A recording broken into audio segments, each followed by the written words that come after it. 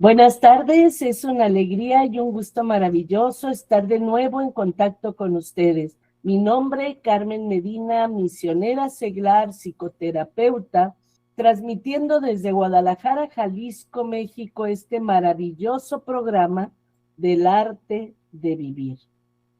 Hoy vamos a hablar sobre un tema que es la conversión, porque hoy es miércoles de ceniza, iniciamos un camino maravilloso de reflexión, de introspección, que es la Cuaresma. Es un tiempo para hacer un alto en la vida, preguntar a dónde quiero ir, estoy yendo a donde quiero ir, y si no es tiempo de retomar el camino. Nunca es tarde para poder caminar por el camino correcto. En Hechos de los Apóstoles, en el capítulo 3, versículo 19, dice el siguiente: arrepiéntanse y conviértanse para que sus pecados sean borrados, a fin de que tiempos de alivio vengan de la presencia del Señor. Palabra de Dios. Hay mucha gente que me pregunta cuál es la diferencia entre arrepentimiento y conversión. Bueno, el arrepentimiento involucra un cambio de parecer y la conversión involucra un cambio de dirección. Voy a poner un ejemplo. Yo puedo cambiar de parecer acerca de que debo comer más sano y hacer ejercicio para mejorar mi salud, pero otra cosa muy diferente es que lo lleve a cabo. Por eso una cosa es arrepentimiento y otra cosa es conversión. Imagínense al hijo pródigo, que se dio cuenta que la había regado cuando estaba comiendo comida de puerco, pero no se le va, regresa con su padre, pues mucho gusto. Por eso es importante el arrepentimiento, pero después es importante la conversión. Y también me gustaría distinguir entre remordimiento y arrepentimiento. El remordimiento es el reproche interior con que la conciencia nos mortifica por haber cometido una acción que no debíamos haber cometido o haber lastimado a alguien, y nos apesadumbra. El arrepentimiento, en cambio, es la conciencia del mal cometida, pero unida al propósito de repararlo. El remordimiento es un mal interior. El arrepentimiento es el deseo o convencimiento del mal realizado, pero unido al propósito o promesa de no volver a realizarlo. El remordimiento mira hacia el pasado, nos produce complejos de culpa, desasosiego, no nos deja avanzar ni cambiar. En cambio, el arrepentimiento mira hacia el futuro, nos invita a pedir disculpas, nos invita a pedir perdón, al reconocimiento y a la promesa de evitar cometerlo en el futuro. En el arrepentimiento se pide y se suele obtener el perdón. En el remordimiento no es posible, porque la persona se condena a sí misma. Lo vemos muy claro en el Evangelio con Pedro y Judas. Los dos traicionaron a Jesús, pero Judas tuvo remordimiento y prefirió ahorcarse. Pedro sufrió arrepentimiento, perdón. De hecho, uno de los patrones impuestos que utilizamos para evitar convertirnos es el automaltrato normalizado, o sea, la violencia contra uno mismo. En la actualidad se habla mucho de la lucha contra la violencia de género, la violencia contra los animales, la violencia contra la naturaleza, pero apenas nadie habla ni le da importancia a la violencia contra uno mismo. El automaltrato, el autocastigarnos, que nos puede conducir a enfermedades tan graves como la depresión, la ansiedad y, lo que es peor, hasta llevarnos al suicidio. La violencia contra uno mismo es ese diálogo interno destructivo con el que colaboro con el enemigo para sabotear mi felicidad. Y lo peor es que mucha gente ha llegado a creer que es normal. No nos damos cuenta que si no lo paramos, nos puede llevar a autodestruirnos.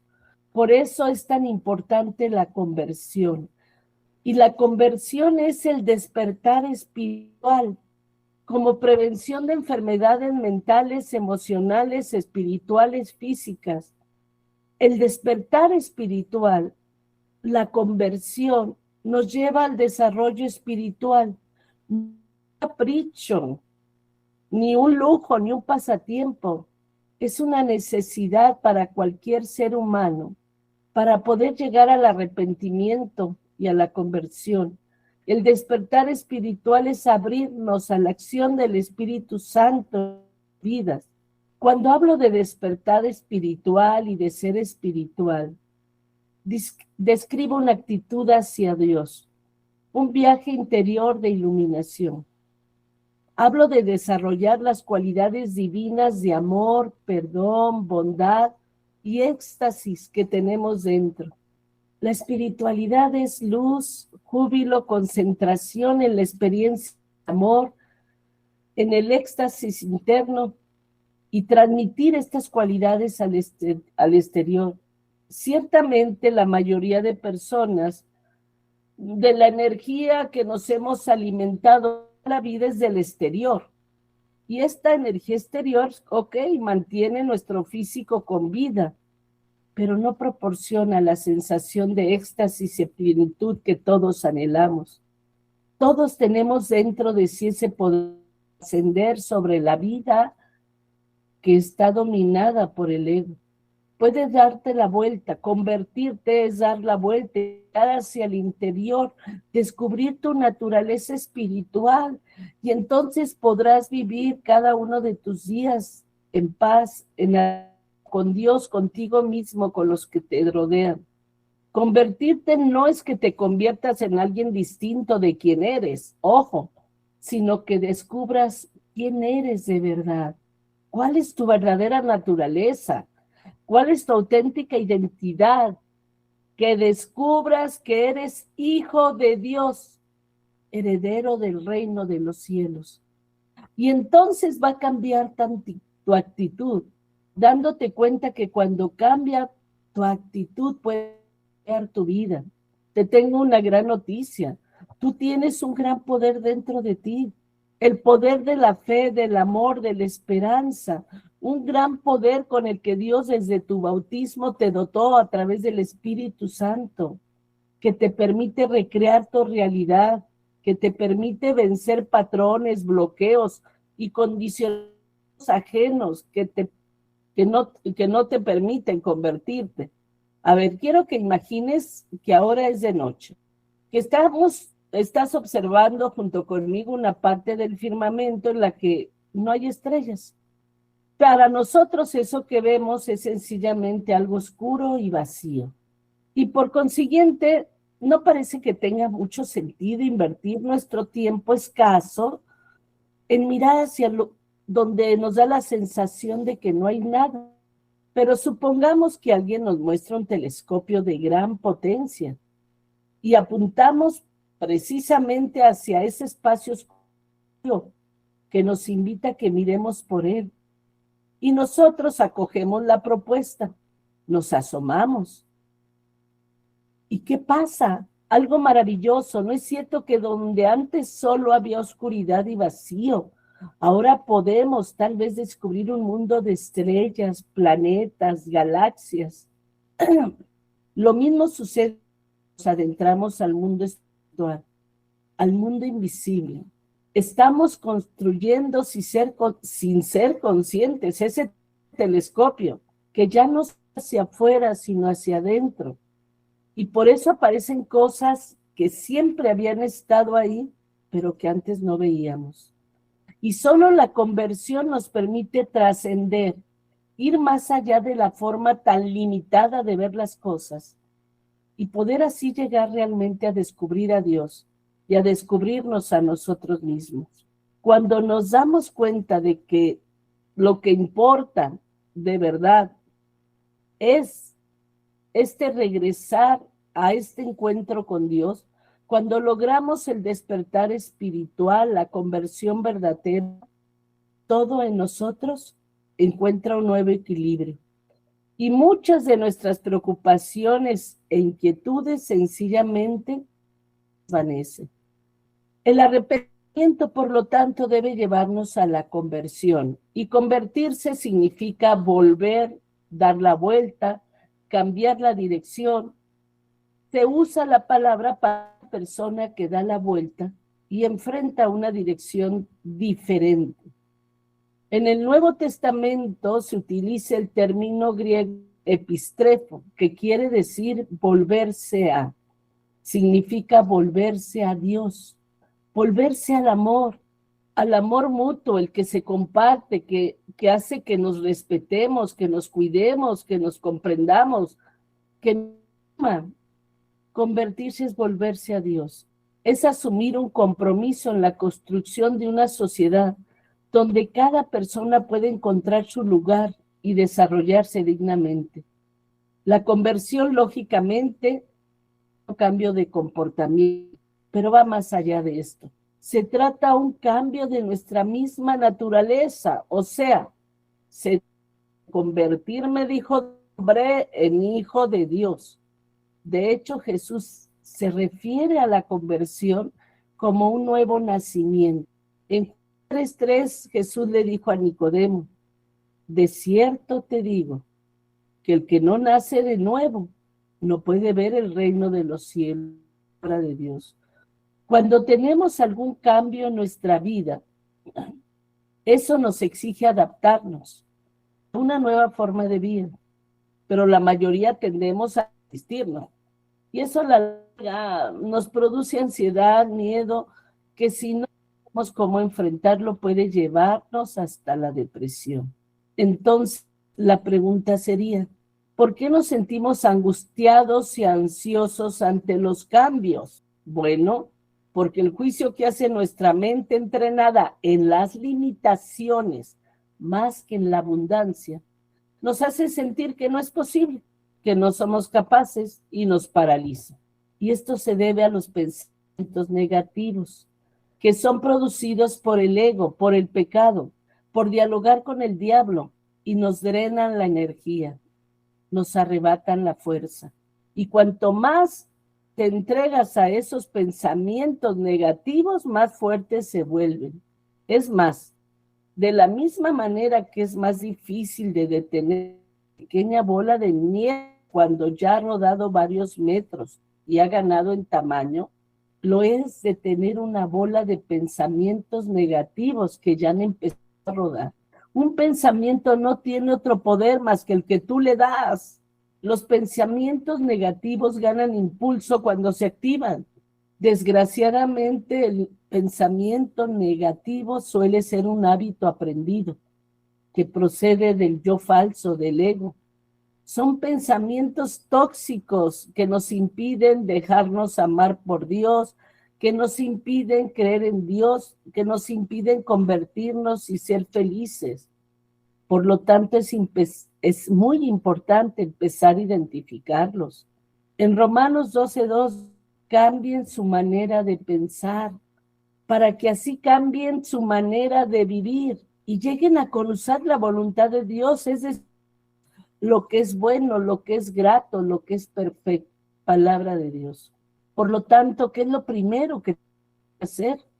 Empezar a desintoxicarnos, haciendo una dieta de pensamientos lógicos y luego empezar a reparar los pensamientos. No es lo que somos lo que nos limita, sino lo que pensamos que no somos, o sea, la incapacidad aprendida. Cuando desintoxicas tu mente de pensamientos negativos, tu forma de ver la vida cambia y contigo tu realidad cambia y se transforma también. Se trata de saber dirigir tus emociones y pensamientos. Se trata de dejar de vivir en piloto automático y empezar a crear la vida que quieres. Por eso cuando la mente se estira, cuando la mente se amplía, la realidad nunca se vuelve a ver de la misma manera, sino que alcanza una percepción diferente de la realidad. Y para ser realista hay que empezar cada día a dar un paso pequeño, pero pensando en grande. Hacerlo todo, como diría San Ignacio de Loyola, como si todo dependiera de mí, sabiendo que todo depende de Dios. En consecuencia, la verdadera experiencia de la conversión no cambia a Dios, ni altera a Dios, sino que nos cambia a nosotros, cambia nuestra forma de pensar, de hacer las cosas. Dios está ahí, es omnipresente. Si yo le doy la espalda al sol, digo que no existe, pero si doy vuelta y lo veo, empiezo a creer en su existencia y a gozar de su calor. Es importante entender que la mayoría de personas usan ante la conversión un mecanismo de defensa, porque existe una zona del cerebro encargada de la creatividad, de la atención, perspectiva, de la claridad, pero que cuando nos apanicamos, esta zona del cerebro se queda para trabajar, y cuando más imaginación y claridad precisamos, esta zona se queda sin sangre y nos bloquea. De tal manera que toda la sangre se va a la profundidad del cerebro, y eso hace que nos hace posesionarnos para ir, no para imaginar, no para inventar, no para crear, no para tener perspectiva, y produce acciones súper bruscas y negativas de ataque, de huida, de bloqueo, evitándonos el arrepentimiento y el darnos cuenta en dónde la estamos regando, y sobre todo evitándonos la conversión. Voy a poner un ejemplo. En las reuniones de familia o de trabajo, vemos con mucha frecuencia que cuando una persona se enfrenta a una situación de cambio con miedo, ansiedad o cualquier otro sentimiento negativo, lo primero que hace es atacar. Por ejemplo, si alguien le hace una crítica constructiva y le dice una verdad que está clarísima, luego esta persona se defiende diciendo: tú no eres nadie para decirme eso o esto, ¿a ti qué te importa? Opta por la huida. Déjenme en paz. Yo sabré lo que hago. O si no, utiliza el bloqueo. No quiero ya hablar más de esto. Hasta aquí. No puede haber generación de amor, creatividad, si nosotros pensamos que no podemos influir en cualquier circunstancia, por compleja que sea, si no tenemos dominio de nosotros mismos. La mayoría de personas que usan el mecanismo de defensa de la huida o del bloqueo suelen entrar a la larga en la apatía. La palabra apatía en el diccionario nos dice que significa sin sentimiento, es decir, indiferencia de ánimo, que se traduce en la dejadez, la desidia, la falta de energía, la falta de entusiasmo, la falta de motivación, en la indolencia. ¿Qué refleja la apatía? Refleja sobre todo indiferencia. ¿Indiferencia qué? Hacia los principales aspectos de cualquier ser humano. Indiferencia hacia el aspecto físico y fisiológico. Indiferencia hacia el aspecto psicológico, emocional, social. Y lo más grave, indiferencia hacia el aspecto espiritual, suprimiendo de esta manera el único camino verdadero que se tiene para ser feliz, para vivir en paz, para aprender a amar. ¿Y cuál es la causa de la apatía? La incapacidad aprendida. Muchos se preguntan, ¿la incapacidad se puede aprender? Claro que sí. Si yo me siento incapaz a la hora de aprender un idioma o de manejar una computadora o de relacionarme con las personas, es muy posible que esté equivocado, que no sea así, que no tenga esa incapacidad realmente, pero ¿es posible que esta incapacidad la haya aprendido? Sí, claro que sí, rotundo, sí. Todas las incapacidades son aprendidas. La incapacidad se puede aprender.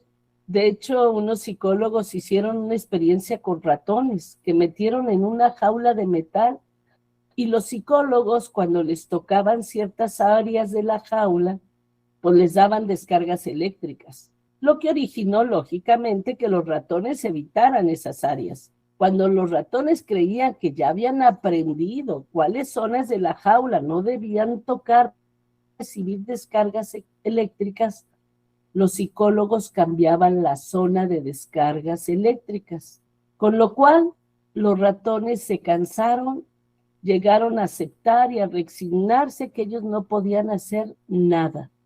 ¿Y saben qué les pasó a esos ratones? Entraron en un estado de apatía, se quedaron en un rincón y todos murieron, solos murieron. ¿Cuáles son los efectos de la apatía, por ejemplo, en el área física del ser humano? No cuidarse, no asearse, no hacer ejercicio, tomarse su medicina, no dormir el número de horas adecuadas, no comer de una manera correcta. ¿Cuáles son las consecuencias? Primero, se acorta la vida. Esto está más que demostrado. Y segundo, esa persona va a sufrir muchas enfermedades físicas. Luego estamos hablando de algo importante, de algo que puede estar limitando nuestras vidas, evitando que nuestras vidas lleguen a la conversión, al crecimiento, a la evolución, a la plenitud. Y si sabemos que la apatía puede afectar las facetas del ser humano, si conocemos la causa de la apatía, ¿qué podemos hacer para superarlo? Primero, hacer un alto en nuestras vidas, sobre todo en esta cuaresma, y darnos cuenta del precio que hemos pagado y del precio que estamos pagando y del precio que vamos a seguir pagando, no gestionar eso que se llama apatía. Segundo, tenemos que encontrar una palanca emocional, es decir, una lo suficientemente potente para decir, se acabó la apatía en mi vida. Y esta razón maravillosa, potente, se llama amor. Experimentar el amor de Dios en tu vida, aprender a amarte como Dios te ama, aprender a amar a Dios con toda la mente, la inteligencia y el corazón, y amar a los que te rodean. ¿Sabes qué va a pasar? Todo lo demás se te va a dar por añadidura. ¿Cómo se manifiesta la apatía en el área psicológica? Pues no leemos, no reflexionamos, no compartimos, no hay neuroplasticidad, no se forman nuevas conexiones neuronales. Realmente el cerebro humano responde como un músculo y si no lo usas, las potencias las pierdes. Y en el aspecto emocional, ¿cómo nos afecta la apatía? Pues la gente suele decir, no quiero amar porque no quiere sufrir. Pero por favor, si las emociones, tanto la tristeza como el entusiasmo, como la pasión, son parte de nuestra vida, qué pena de aquellos que nunca han amado y que nunca van a conocer la belleza del amor. Pero es que además a nivel cerebral lo sabemos perfectamente. La creatividad es hija de la pasión. Lo que el corazón quiere sentir, la mente se lo muestra. Si tú quieres crear un futuro lleno de posibilidades, has de apasionarte. No es un tema de que solo el intelecto te lleva. El intelecto se abre cuando tú te entusiasmas, cuando te apasionas por algo. ¿Y en qué forma afecta la faceta social? Pues los seres humanos somos seres de encuentro. Entonces, cuando el oxígeno y el hidrógeno se juntan, pues surge el agua, que es la base de la vida. Igual pasa con los seres humanos. Cuando dos seres humanos de distintas formas de pensar, culturas, se respetan, se interesan los unos por los otros e intentan buscar un camino para la colaboración, de ahí surgen los milagros. ¿Y qué pasa en el área espiritual? Pues, ¿qué les puedo contar de un mundo que en la actualidad no quiere saber de la espiritualidad? Creen en todo menos en Dios. Santo Tomás de Aquino dijo, todos los pecados del hombre, todos los errores del hombre proceden del mismo origen, el ego, la soberbia. La espiritualidad implica encontrar el verdadero sentido en tu vida. Tú fuiste creado por Dios con una misión específica. Tienes un lugar muy especial que nadie va a suplir. Y eso es lo que te va a dar la... Dice un proverbio, si miras al sol, no podrás ver la oscuridad.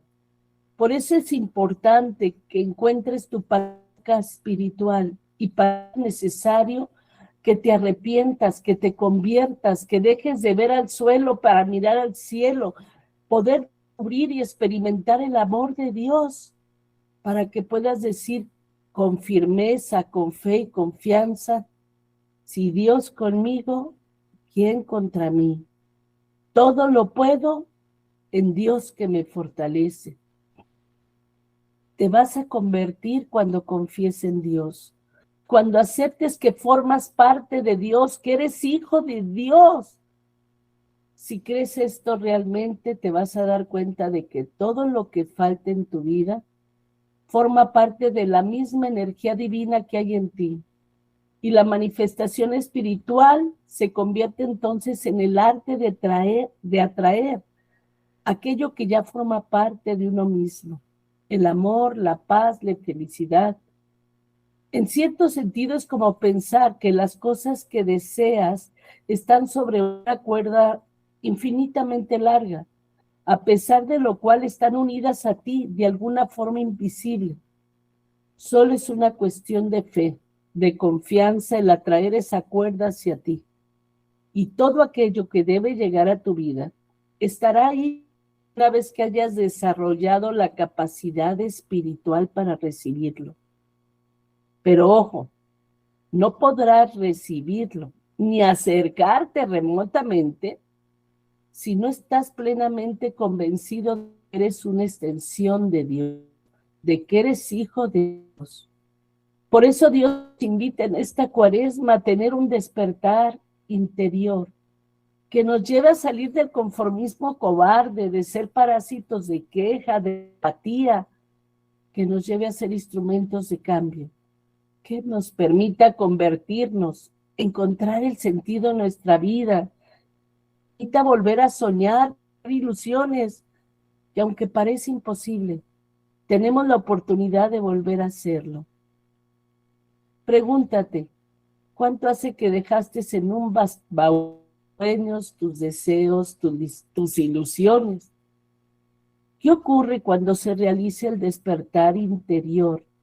Pues viene el arrepentimiento, la conversión. Sucede que atraviesas, lógicamente, por una crisis de identidad donde te das cuenta de repente que no sabes quién eres, que no sabes qué quieres en la vida y empiezas a cuestionar tus aspiraciones en la vida, tu modo de vivir, tu trabajo, tus planes para los próximos años y haces un alto en tu vida para checar a dónde quería ir y si realmente estoy yendo a donde quiero.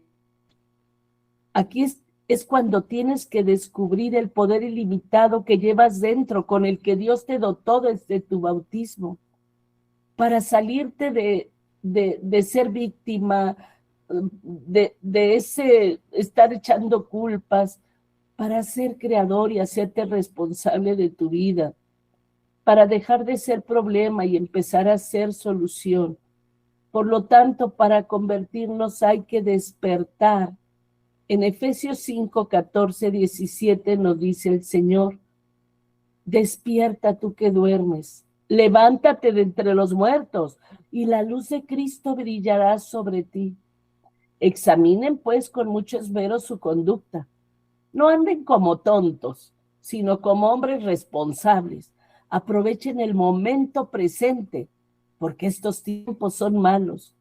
Por tanto, no se dejen estar, sino traten de comprender cuál es la voluntad del Señor. Palabra de Dios. Se llama despertar interior al momento en tu vida en la que te das cuenta de que los patrones impuestos por el mundo ya no funcionan para ti y quieres cambiar, quieres salir de ahí. Cuando quieres dejar de seguir el guión que los demás te dictan cuando quieres dejar de ser un títere, dejar de ser actor de reparto, para empezar a ser protagonista de tu historia. El enemigo padre de toda mentira y de todo engaño suele dormir al hombre en el sueño de la comodidad, los placeres, moda, sobre todo de empezar a ver todo lo malo como normal. Como que lo malo no tiene nada de malo, nos hace sentirnos dioses y empezamos a decidir para mí qué es pecado y qué no es, independientemente de lo que Dios dice, independientemente de la voluntad y de los mandatos de Dios. ¿Sabes que por eso Eva perdió el paraíso? Porque ella decidió que para ella no era pecado comer del fruto prohibido. Y gracias a ese alarde de ego, perdió el paraíso. Fíjate qué tremendo. El diablo nos gana la guerra sin pelearla. Nos hace andar como tontos. Por eso San Pablo nos pide que examinemos con mucho esmero nuestras conductas. Esos programas de televisión que crees que no tienen nada de malo, que tú ya tienes criterio y madurez para verlos, y que tienen un alto contenido diabólico, sexual, de violencia, de terror. Es momento de dejar de verlos, que esas amistades que no saben conducir sus propias vidas y que te apartan de Dios, de tus valores, de la verdad. ¿Cómo es posible que las invites a personas a ayudarte a conducir tu propia vida? Tienes que dejarlas, apartarte de ellas. Que esas pláticas, chismes, murmuraciones, críticas, que te destruyen a ti y a los demás en lugar de construir, tienes que eliminarlas de tu vida. Examina con mucho esmero tu conducta a la luz de Cristo. Recuerda que desde que te bautizaron te echaste un enemigo a cuestas, al diablo, y desde entonces estás en guerra. Y una guerra no se pierde hasta que una de las dos partes no se entrega. Y una de las maneras más tontas de entregarnos es viéndonos. Por eso es momento de levantarse y seguir luchando. Vuelve a tomar el control de tu vida, entrégasela a Dios, porque recuerda siempre esto: es mejor dejar huellas que dejar cicatrices. Y cuando nos dormimos entramos en la zona de confort, que es la más peligrosa en la que se puede estar, la zona del conformista cobarde, del parásito de queja, del apático. Curiosamente da una alucinación de seguridad, pero no es así. La zona de confort es el lugar donde nos hemos acomodado y vivir, y sin embargo nos impide todo crecimiento, todo desarrollo y evolución. El mundo está constantemente creciendo y evolucionando, y si nosotros no crecemos y nos evolucionamos, nos quedamos atrás. Jesús dijo: yo soy el camino, no el asiento. Y el camino se hizo para caminarlo, no para contemplarlo. Por eso la conversión exige el abandono de los malos comportamientos pasados.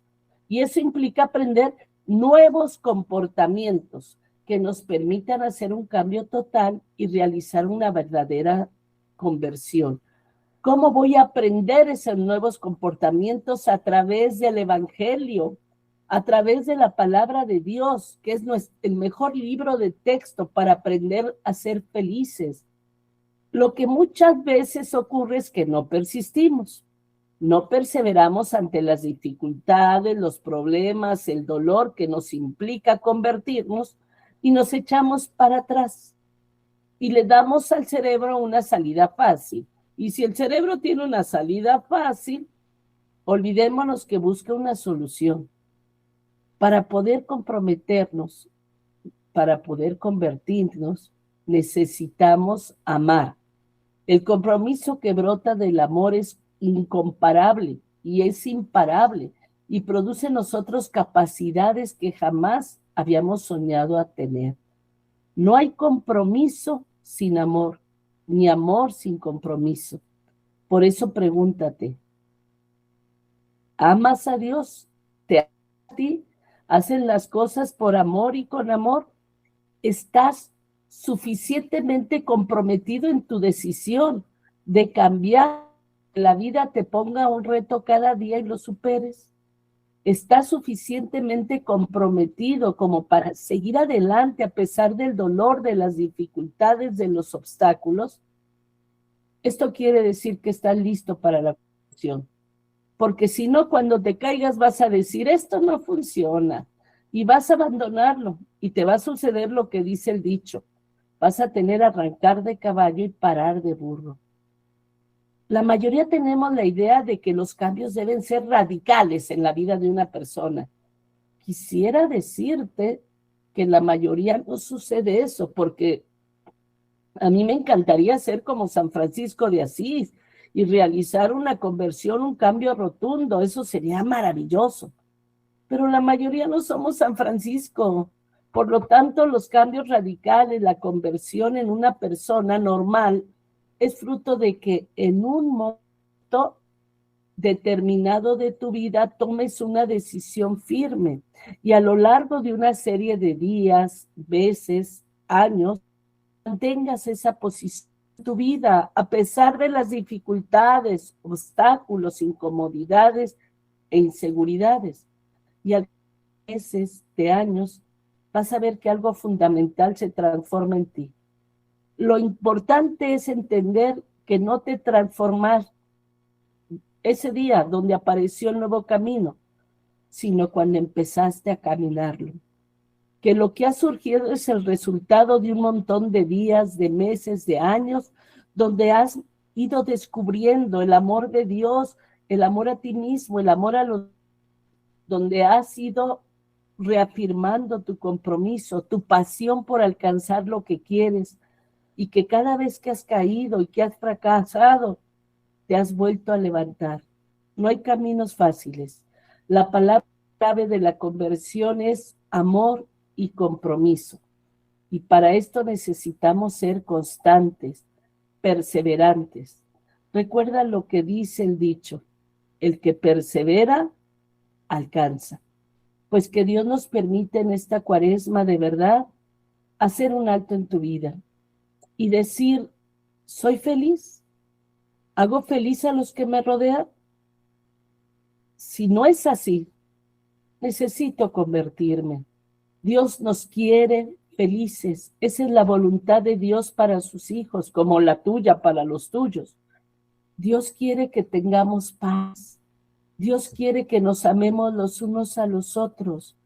Dios quiere que a pesar de las tempestades, como le tomemos la mano y caminemos por encima de los problemas, de las dificultades, sabiendo que no estamos solos, que Dios nos ama, que contamos con Él. Yo te invito de verdad, abre tu corazón y tu mente. Dile a Dios que quieres experimentar su amor, que quieres volver a vivir y dejar de existir y sobrevivir, que quieres volver a tener sueños, ilusiones, pasión, esperanza, fe, y Dios te va a responder. Pues gracias por escucharme y espero Dios estaremos en contacto el próximo miércoles.